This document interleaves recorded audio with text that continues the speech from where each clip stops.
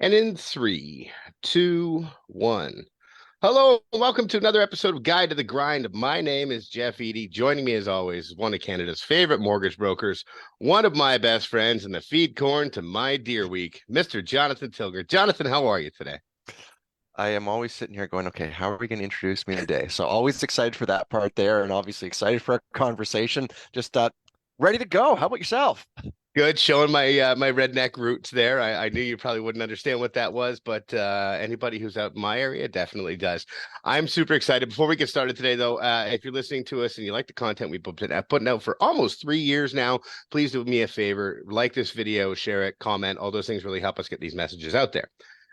This one's I'm really actually excited about this guest. It's not often that we actually go out and specifically try and find guests to be on the show. We get a lot of bookings coming from other agencies, but this is somebody that I've wanted to have on the show since we started, and I've known him for several years now. Fascinating individual. Him and his wife are lovely people. He is a realtor, a mentor, an investor. Teaches people how to get from where they are to becoming full-fledged real estate investors. He's got a large group called Smart Home Choice out in the Durham region.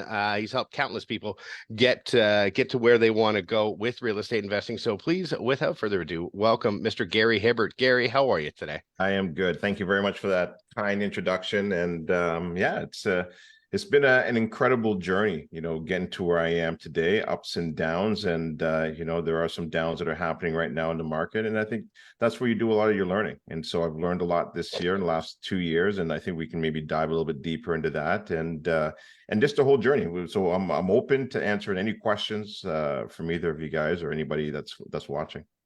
I will preface this conversation by saying that you and I have had some very personal conversations, and we've met in some of the rougher times of my life. And I thank you for lifting me out of those. I mean, you're not the only person, but certainly being there in those moments when I didn't know what the next thing was, and you showed me that there is still hope and there is light even in the darkest of times. So I'm super excited to have this conversation. Gary, why don't you start with how you got into the industry? Because I find this fascinating. Yeah. How did I get into the industry? I got into the industry, I'll start back in like 2006, and really kind of just started by my brother coming over to my place with the movie called The Secret. And at the end of watching The Secret, I think everybody knows it, it got really popular. Oprah Winfrey had the creator of the show on her show. And I was like, man, is it just really just as easy and simple, just writing things down? And I think really what it comes down to, just really believing in yourself. And then from there, I stumbled into Jim Rohn and Brian Tracy and Tony Robbins. And it was really about that belief system. But while that was all happening, one of the things that happened at that time in 2008, if you remember, was the US crash. And I was working at TD Bank at the time. And when that happened, there was a day that was called Black Monday, and the manager called in one of my coworkers in the office. As soon as I saw him come out, I was like, "Oh shit, he just got let go." And it was a real dark day for a lot of people that day, and I was really kind of holding on to the edge of my seat because I needed this job. I really needed this job. I just bought a house. I got a wife. I got two young kids at the time. And at the end of the day, the manager comes on and he goes, "Okay, you guys are good. Everybody's safe here." And it was probably one of the best things, driving home and saying to myself, never again will I ever allow somebody to be in control of my financial freedom or future. And tried a bunch of different things, and eventually ended up having to put myself in a little bit more debt, and walked into my branch, sat down with my financial advisor, and she's like, "We're going to take all your debt. We're going to consolidate it into your property." This was the third time this had happened. And I remember looking up at the wall and seeing the index chart. This is what really changed my life. And I looked and saw what interest rates were doing and what stock markets were doing and what I keyed in and what inflation was doing. I was like, man, anywhere between 2% to as high as maybe 16, 17%. If you average it out to what, maybe say 5%. And I did a quick math and I realized that my raise at work the year before compared to my current year was only like 1.3, 1.4%, somewhere in that range. And I was like, I get it. I can't outpace inflation by having a job. Just that simple thought made me realize that my house had bailed me out 3 times. What if I get one more? Just as simple as that. It was a very simple, logical conclusion I came to, and then the adding in of the mindset piece, which was really important. And then from 2010 to I think 2014, my wife and I think we bought like 19 properties. And like, oh, I get it. I don't need to have money. I thought like I actually had to have the money in my bank account, in my pocket. It was about learning how to raise money, learning how to be attractive, not physically, but mentally, just understanding how the whole money system works. And that's what I did. I just became a good student at learning how to create wealth. I find that epiphany fascinating, just looking up and realizing that, hey, you know what? Even though I got a raise for next year, I'm still making less than I was this year. That's huge.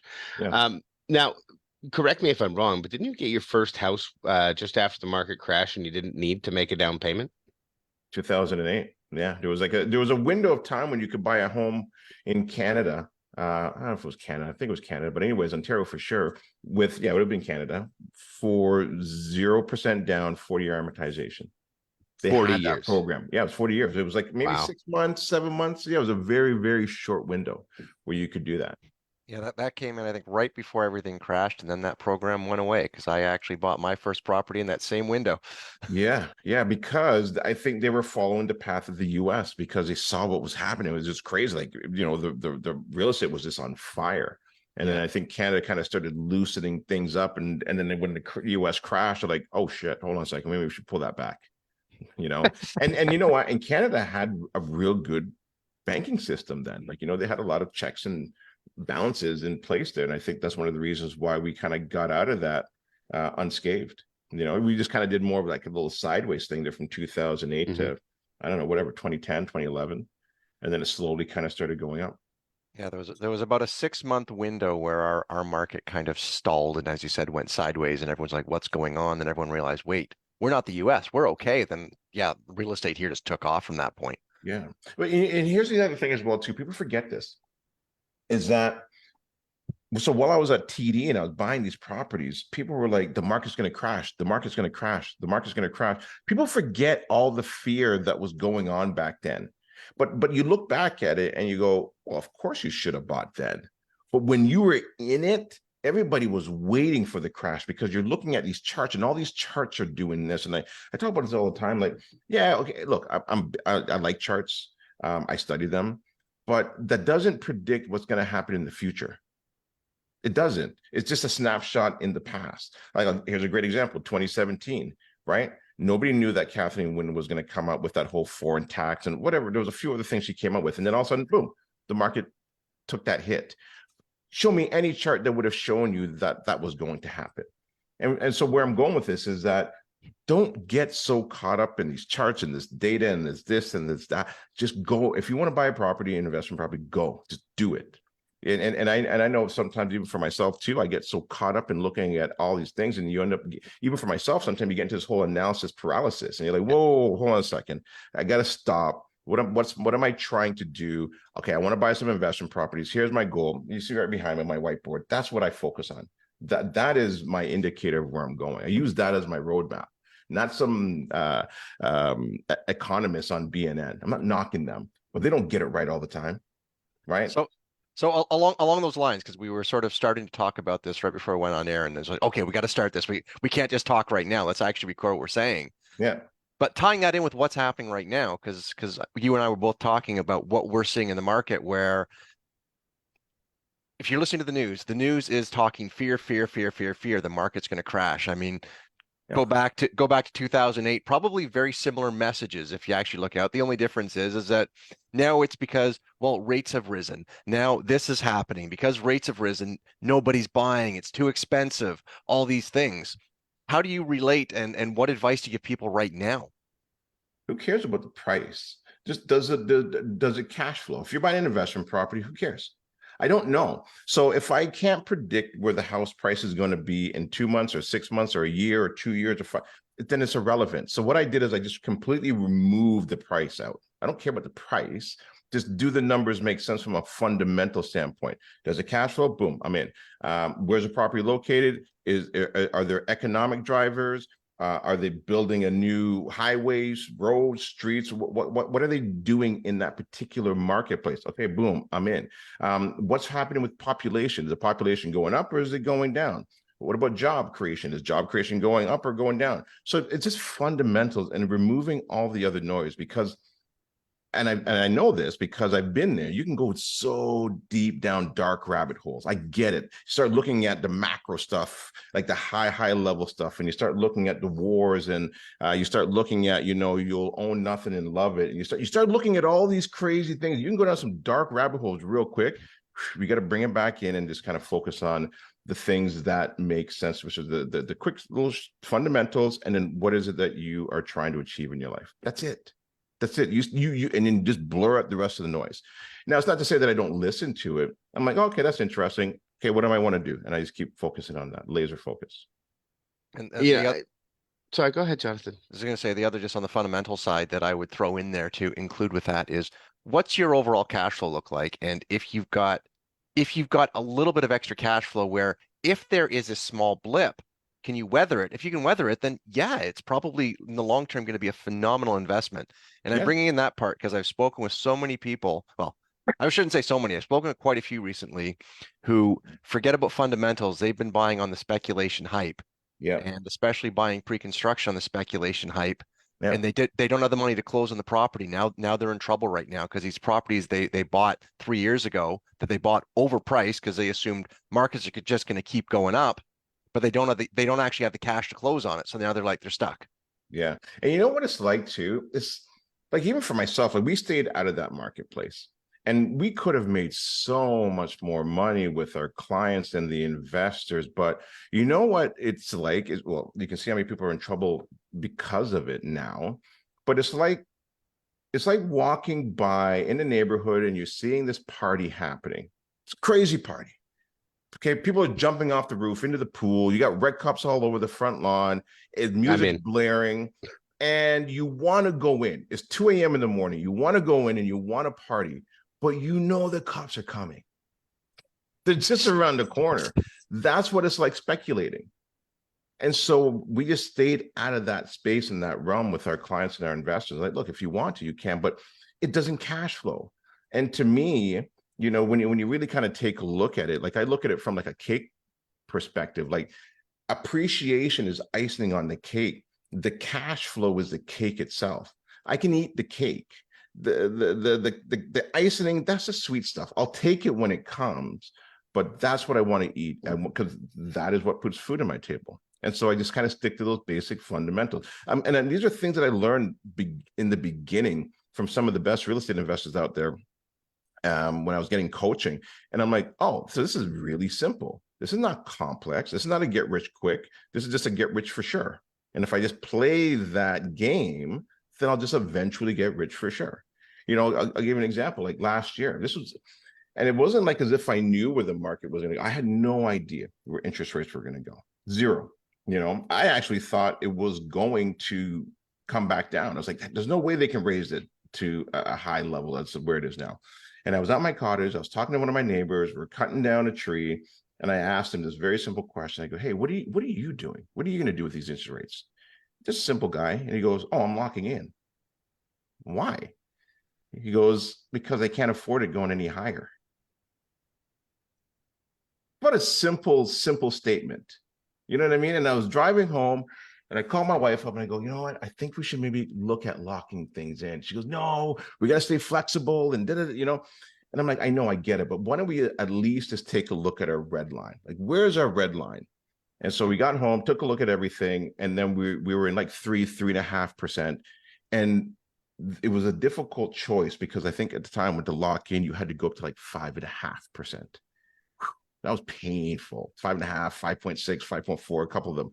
And we made a decision and we locked everything in. Just from that simple statement of saying, I can't afford it going any higher. And so we just locked everything in and we're like, forget the real estate stuff. We'll just focus on other parts of our business because I can't afford it going any higher. And then we had to do 4 and 5 years because we had just recently refinanced, you know, and I was like, man, probably a dumb decision, but I just can't afford it to go any higher. And that was it. So stick to the simple things, fundamentals. And then really where I'm going with that is just what allows you to sleep at night. Because if you go back, nobody was saying it was going to go that high.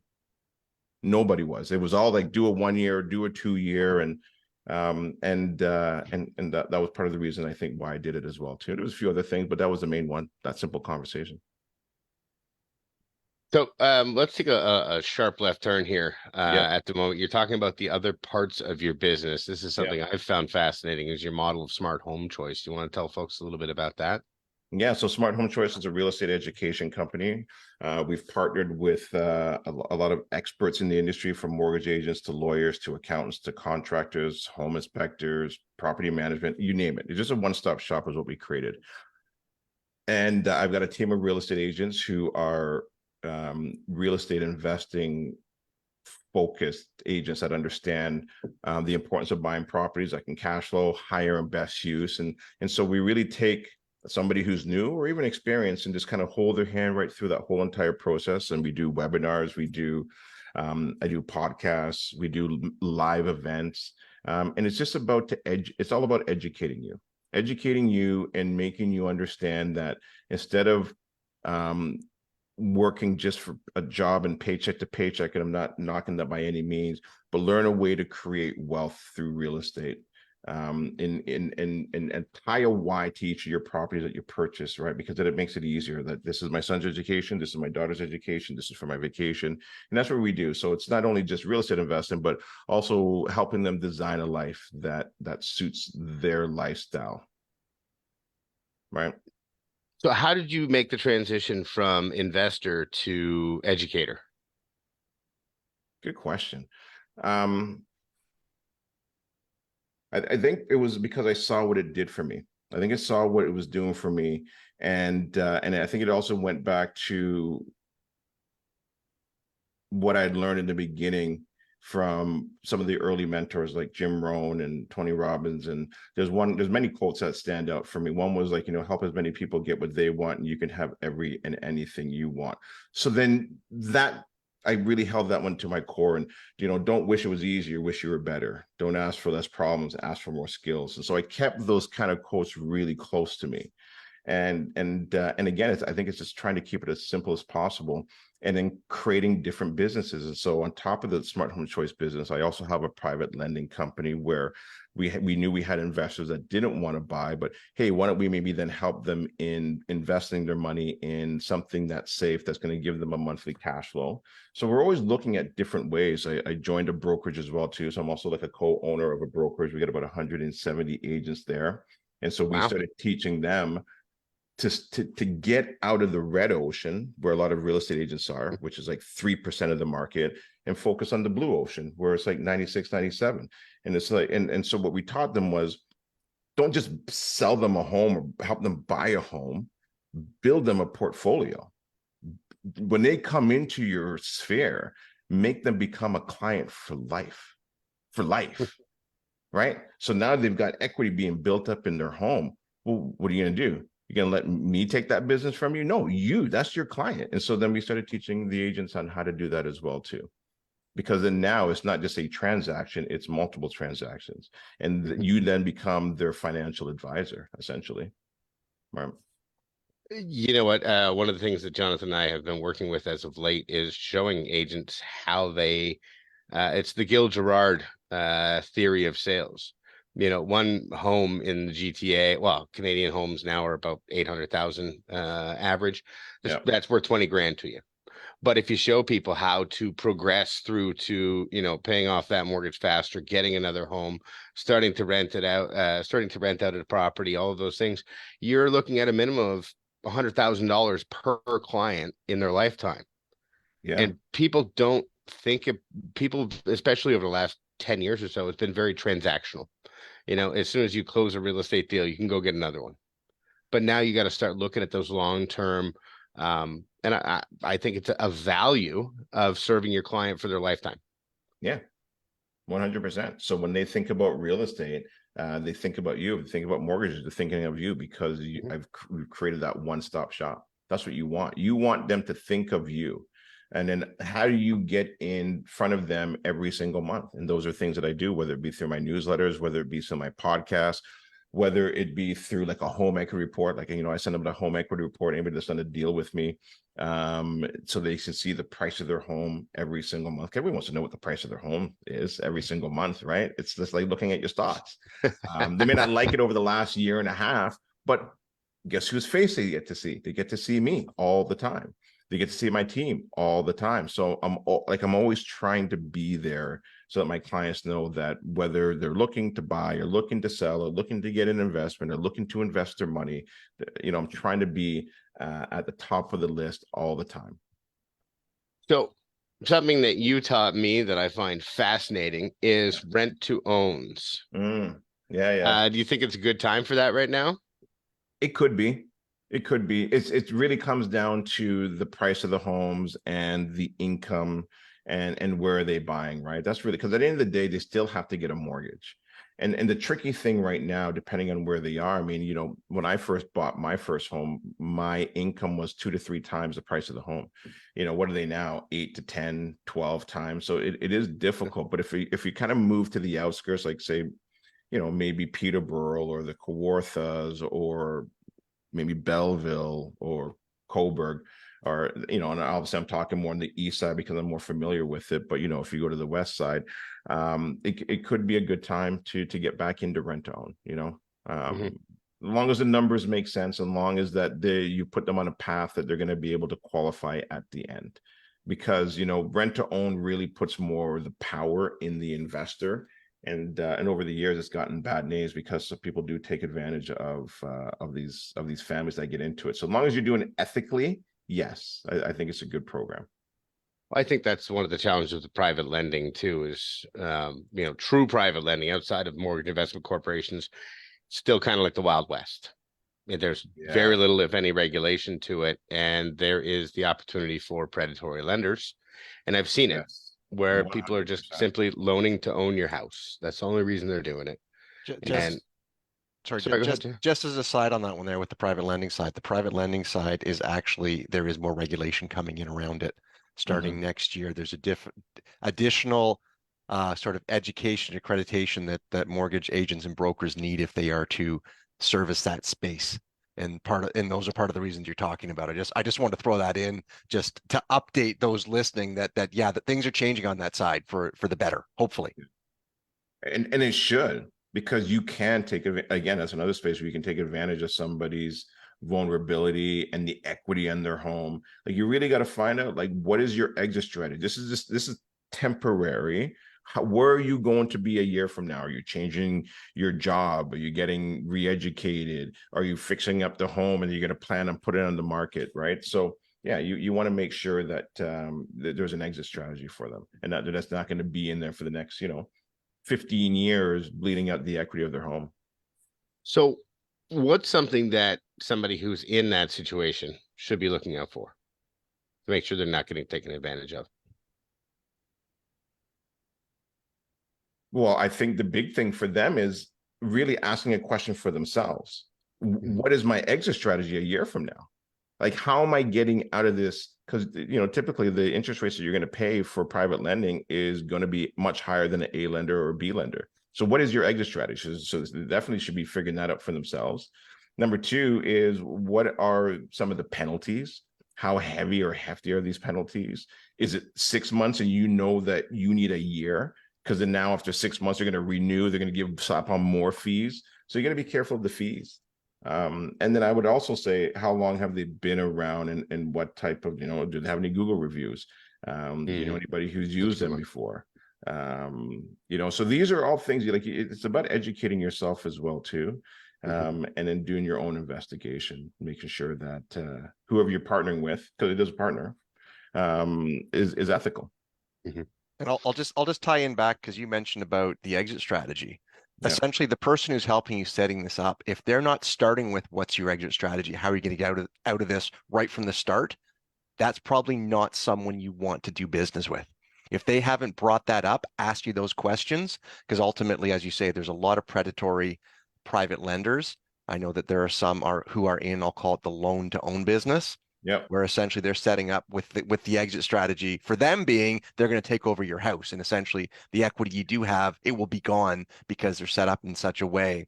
And the fees, understand the fees.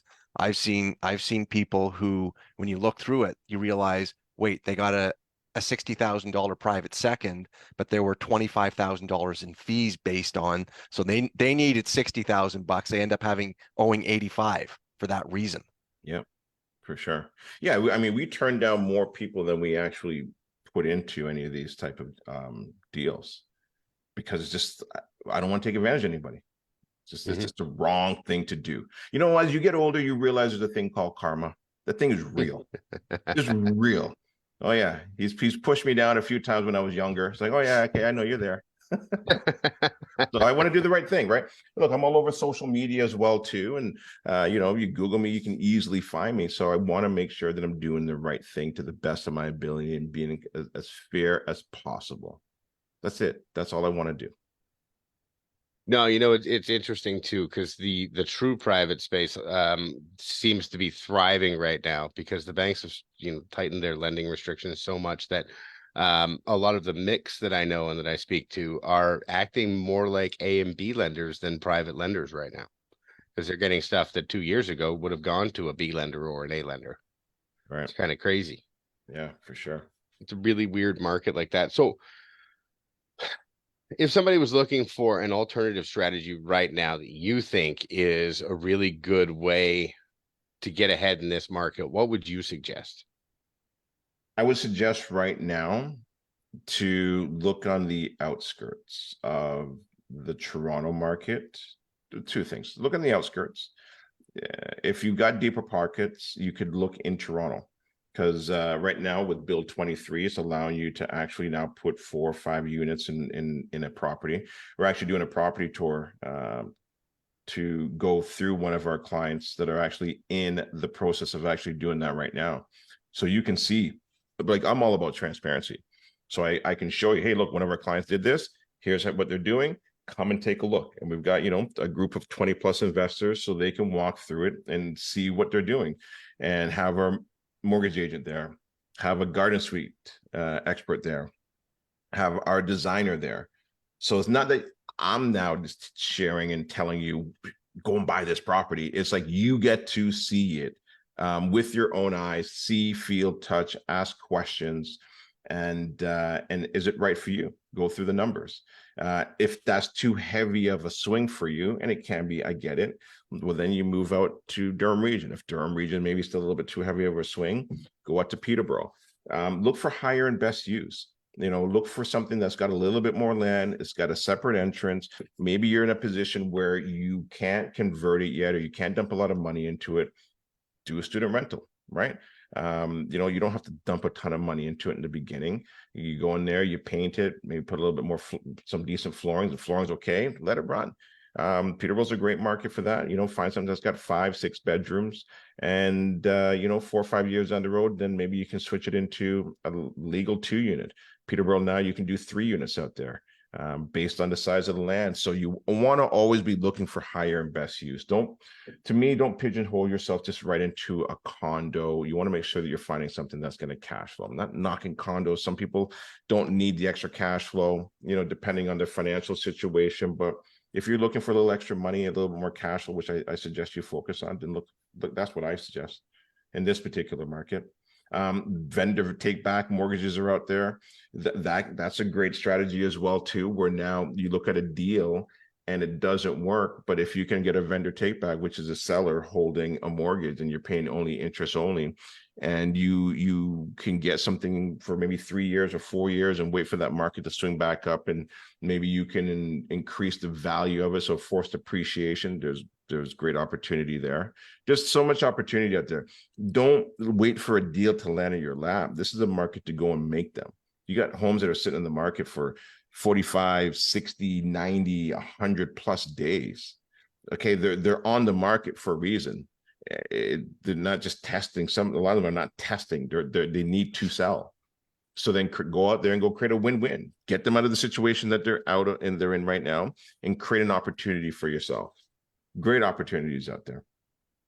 I think that's a huge thing to understand is if somebody's got a home for sale, especially in this market, there's a reason. Yeah. And reasons create opportunities. You never know. Sometimes we kind of blindly look at the market and think people are just trying to cash in or whatever, but it could be a divorce, it could be a death in the family, it could be, pretty bad debt, they're moving, whatever. People need to sell those homes. Go in there and offer High them interest solutions. rates. Yeah, right. Interest rates a big one right now. Yeah. You know? Yeah. We were working on a multi-unit building this summer, Jonathan and I trying to purchase it. Yeah. And our realtor that we were working with is like, I said, see if he'll do a VTB. He's like, what, are you crazy? I said, no. See if he'll do a VTB. Sure enough, he came back in the VTB. What was he offering, Jonathan? 8 or 9%. I think we said 8. He came back with 9. I think we went 7. He came back 8, I think is what it was, if I remember correctly. Okay. Yeah. So we're a percent above A lending banks right now with a vendor take back mortgage. How do you lose offering that? All we had to do was ask. Exactly. Yeah. You just ask and you never know. And if it doesn't work, hey, you move on. And then guess what? They may circle back to you a month from now or 2 months from now. Right. Yeah. You never know. There's opportunities out there. Don't just wait for them to land in your lap, or don't just look at it like, the first sniff it may not work, but if you dig around a little bit and try to make it work, it could work. Absolutely. And I think this is one of the important things, is to understand that no matter what's going on in the market, education is the #1 tool for anybody, especially right now. Yeah. You're talking about going and buying a second property. One of the things that Jonathan teaches people all the time is, if you're going to go buy a second property, make it a principal residence, and that way you don't have to have 20% down. Now you've got 2 properties when you move out of your current principal residence, and you didn't have to go out and save up 20% down. You got the new house with 5% down. Yeah. And now you got cash flow. Yeah. And the other thing as well too is go out there and go bump some elbows and go sit in some event spaces, right? And go and learn. And I'm starting to do that again as well too. I wasn't, because it was so busy. Like, business was just landing on my lap. It was wild, and now it's gone. And I just brought a couple new realtors on my team, and they're like, Gary, is now a time to learn to be a realtor? You're damn right it is. This is the best time. This is the best time to learn. You don't want to learn when it's good. You're going to learn from my bad habits, right? Learn when you got to be grinding. Get back to the grind. Get back to going out to the networking events. Go do some door knocking. Go do some open houses. Go and work. Because when the good times roll around, because what you're doing now is you're planting the seeds for the summer. What do they say? They say, ants think winter all summer. Okay. Well, Love the Jim Rohn quotes. Now you're in winter. Now you start thinking about summer. Right. So now spring's coming, right? It's the seasons, and then you'll start planting. And guess what's going to happen? Some of those seeds that you plant will grow. Yeah. So this is a good time. Absolutely.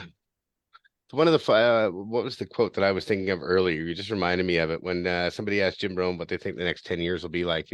He said, struggle and opportunity. Same as it's been for the last 10,000 years. Yeah, struggle and opportunity. It's the set of your sail that determines what's happening. 100%. Yeah, I agree with that 100%. So, you got to get back to working hard and grinding, because then when this will happen again, maybe not the exact same way, but winter will come again. Mm-hmm. And so then you'll know what to do. Oh, I've been here before.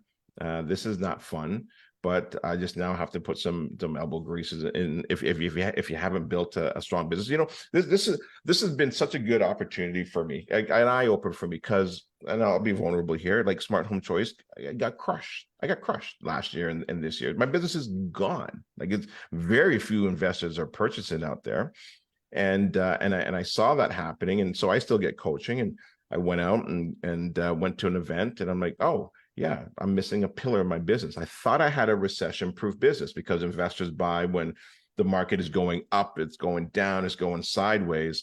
But I didn't build a business for when interest rates go up 11 times in a row. So I'm like, oh, okay. So now I got to build another pillar. And so it's a good thing to go through difficulty, because the difficulty is what allows you to put in new systems. And so I've been incredibly busy, but just doing different things. And so it's good, because so now I've got another pillar that I'm working on. And so that when the market, we get out of this recession, because we're in a technical recession right now, I will have a new pillar out of the different pillars that I have. And that's what you want. You just want different pillars, not just one, multiple pillars, so that when this one is broken or it's not working or functioning good, then you've got other things that you can stand on or work in. Does that have to do with Mexico? That's part of it. That's more of a long-term play. That's more of like geographical freedom, and also realizing and remembering why I'm doing this. Like why are you buying real estate? I don't like real estate investing.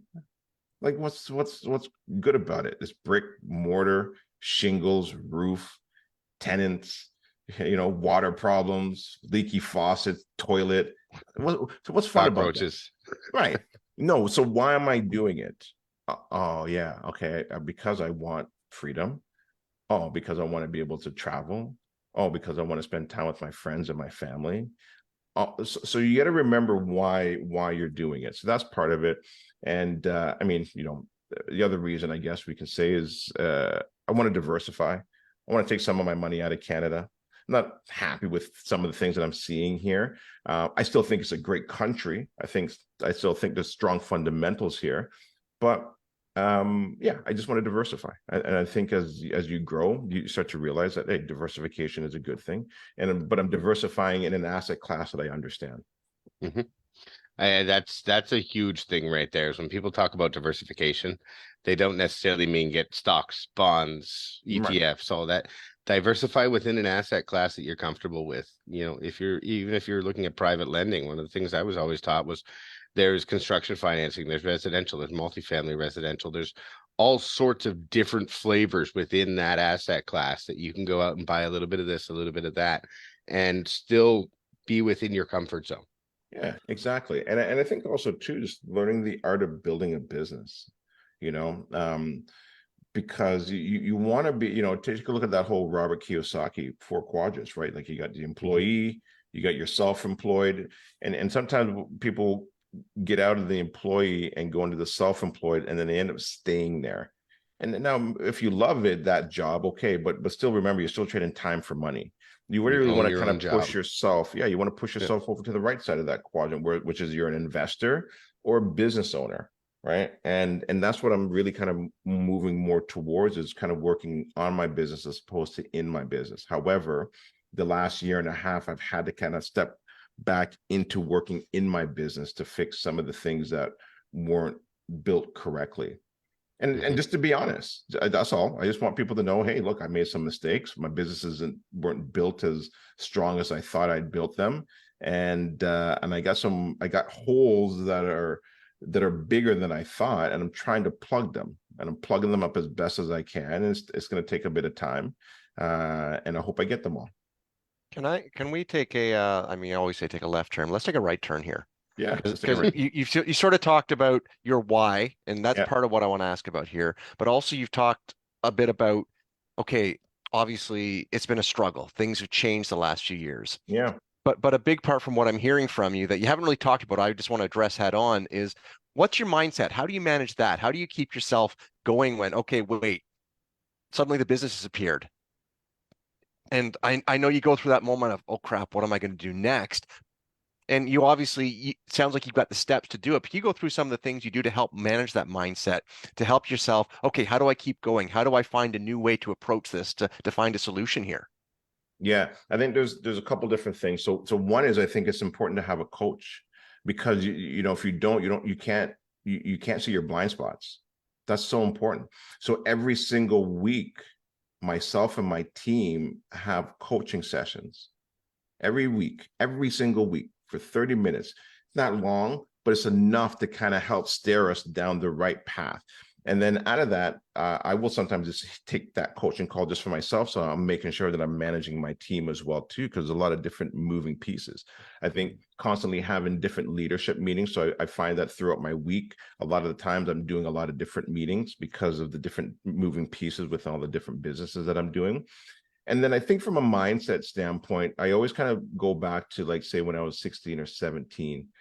And I remember saying to God, I swear, if you get me out of this problem, I will go to church for the rest of my life. Every Sunday, please just get me out of this issue. Now you look back and when you were 16 and you're like, I barely remember what the hell the damn problem was. Probably over some girl, or you know what I mean, or something dumb. So then now if you fast forward to where you are in your life, you realize, at least I have now, I was like, oh, the problems are gifts. So I look at every problem as a gift. And I'm like, oh, what am I supposed to learn from this? Okay, cool. Get it. All right. So if I now call a problem a gift, I now realize that the last year and a half has just been a gift. You know, it might sound woo-woo, but it's just true, because that gives me a new skill set for the next big problem if I decide to continue to keep growing.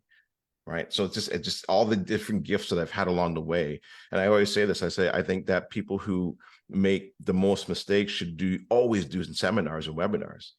Right. Like that's what you should start off. And I say that too, even when I start off, I'll say the only reason why I'm up on this particular stage, or why I'm talking to you this afternoon or evening, is I've just made more mistakes than you have in this particular arena that you're learning from. I've just made more mistakes. That's it. I'm not better than you. I've just failed more times than you. So I think that's what helps me get through it. I think that's a huge point. I remember it was 2012. I remember this moment specifically, and you talked about, talking to God, and it was one of those things where I felt like I was being given a message. I was going through a super stressful time, and I was at my wit's end, and it just felt like one of those moments that was going to break me. And it was almost like I could hear a voice saying, if you can't handle this, you can't handle what's coming next. You're being prepared. Yeah. And it was like, oh, I don't know what's coming next, but I better be able to handle this. And it turned out it did get worse. And there was this moment where I had to be a leader within my family, and my mom had passed away, and if I hadn't been strong enough to do that thing before, I wouldn't have been able to handle what was going on in that moment. Not that I ever want to go through that, but it's hard to look at something like that as a gift. But I also look at like, holy cow, I learned a lot about myself and about the people around me, and the fact that I could delay my emotions on something so large to take care of business makes the little stuff seem pretty little. Yeah, for sure. And I'll share something personal with you. When I was in my early 30s, before I got down this path of where I am today, my mother and my stepmother, they both got diagnosed with cancer around the same time. And my wife and I were really busy with taking them to their appointments and doing all of that stuff for them for like 2+ years. And they both passed away within 3 months of each other. Now, imagine losing two queens. Imagine losing two queens. So then what do you do then? And it gives you a different perspective on life. And that this is not a forever ride, number one. And number two, enjoy it, have fun with it. I actually was just with one of my other mentors, who I have a lot of respect for. And he says, he calls it a game. It's a game of life. And I think as you get older, you realize that, have fun with it along the way as well, too. But always be growing, because once you stop growing, then you're dying.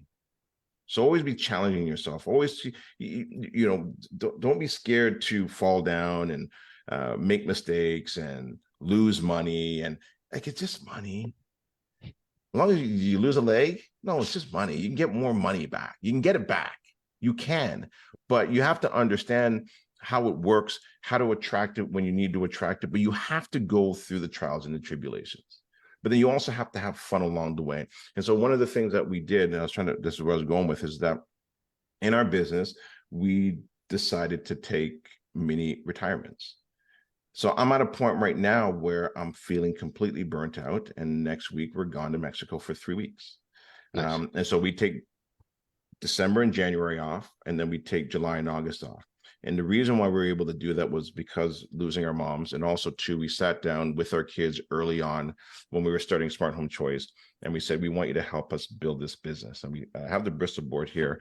And we wrote Smart Home Choice in the middle. And we asked them, what do you want? They went, I want a mascot. We want to educate people. We want $1 million a month. We want 2 months vacation. I was like, how about 4 months vacation? Yeah, let's do 4 months vacation. And I was like, I wonder if we can really do that.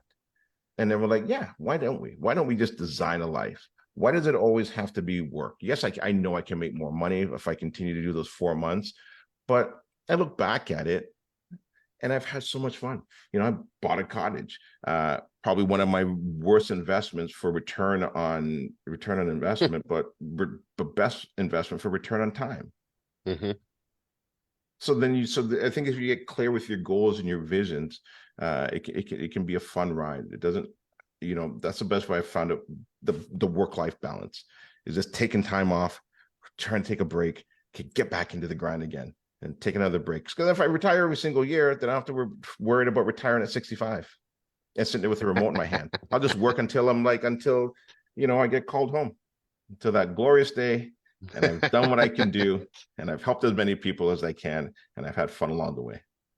You know what? I think I think that's probably the number one message anybody should ever take away from, especially this conversation, but life itself. We don't get more of it. We have a finite amount of it. And if you're not having fun along the way, then you're doing it wrong. Because nobody, you know, what is the top 5 things people say they wish they had lived more, loved more, laughed more, spent more time with family, and taken more risks? Yep. They never say, I wish I had worked more or made more money or this or that. No, they want to spend time with the people that actually matter. So exactly. I think you're doing it right, Gary, and you truly embody, what is it? John Maxwell says, nobody cares how much you know until you know how much you care.